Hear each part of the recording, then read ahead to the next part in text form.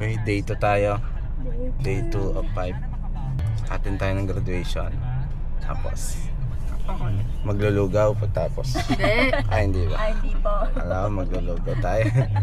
Snack ka. Alam mo naman yan, di pwedeng ano yan, wala snack. Oo, tama. Kaya pag naguguto ko lang, pasakan ka agad. Siksik price. Siksik? Anong siksik? Tapos na, Tsaka coke float. tapos na graduation, pwede na magtrabaho. Pag trabahuin na to kasi lakas kumain eh. Pwede na mag-retire. Nakapagtapos na ng pag-aaral. Grabe, elementary pa lang yun. Hindi naman, napaka ano ng mga kabataan talaga. Pwede na mag-retire. Privilege na ang mga bata ngayon. Swerte talaga kayo. Yung nauna sa'yo, sino ba yan? Gab, yung nakasalamin, may team. Yung Hurley. Ha? Hurley. Ang daming medal eh. Pagdating sa'yo, wala na. Naubos niya. Sabi ko, naka-pressure eh. Nauna, puro medal. Oo, ang dami no? Oo. Okay lang yan. Mas marami sa kabilang ano, second. Okay lang yan. Mas? Marami. Di ba yung sa kabilang second may mga? Oo. Alaga kasi ni Sir Aaron yung mga ganun. Oo, Basta yung mga estudyante. Magaling kasi mag-ano ni Sir Sir Aaron. Aaron. Mga masayahing teacher din yan. Kalog yun. Kasi Aaron nagjo-joke rin yun eh. Pero seryoso rin. Seryoso din. Siyempre po, iba yung... Siyempre, iba yung trabaho sa ano. Pag yung mga serious na, trabaho na yun.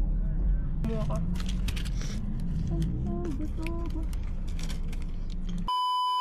Nasa gitna yung mga student.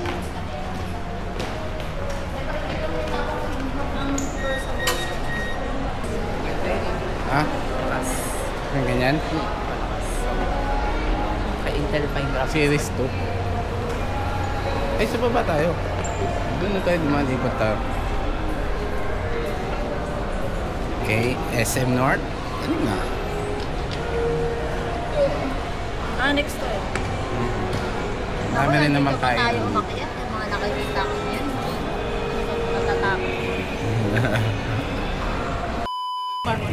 Ay, kulay. Ano daw? May gulay. Golden egg pat. Hindi, alisin Ay, natin. golden egg. Powder fried chicken. Ah, thank you. Tama. Sige na. Kuha na lang dyan. Napala ko, hindi na pala. Ano pala yung kulay? Sa'yo na yun lang. Ah. Sa'yo na lang yan. Pero okay na. Sa ano ka?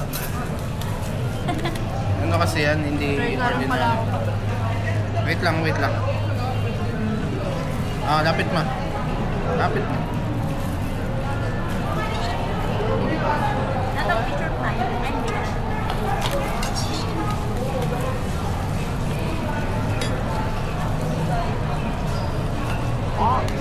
Malsek. Masek.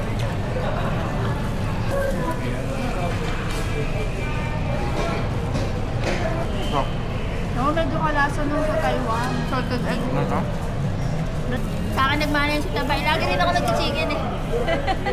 Fried chicken. Yung fried chicken sa Taiwan. Ngayon ko lang na-realize yun nung late na. Ako rin pala. Mahilig din pala ako mag-chicken.